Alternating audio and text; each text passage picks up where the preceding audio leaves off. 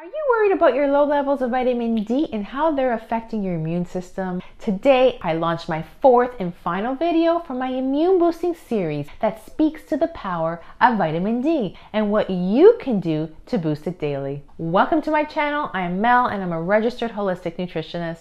On this channel, I simplify nutrition and holistic wellness with a large focus on mental health. Vitamin D plays a critical role in enhancing immune cell function to protect our bodies against pathogens.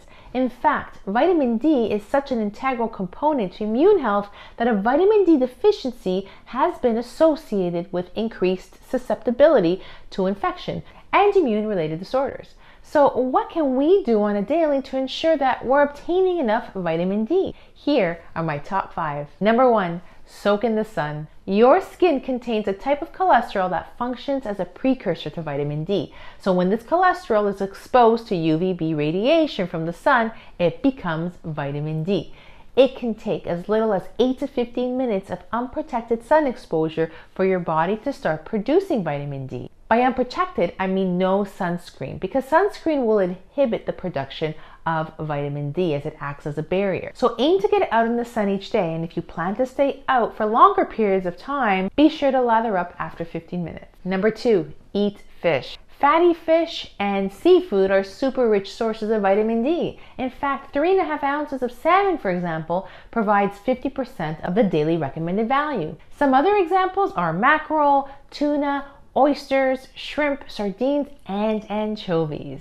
Guys, I encourage you to download the link below to get access to my free 14-day immune boosting meal plan that will get you on track to a healthier and more immune resilient you. Moving along, number 3, eat mushrooms. Mushrooms, much like humans, produce their own vitamin D through exposure to the sun. So mushrooms produce vitamin D2, while humans produce vitamin D3, which science states is the most effective.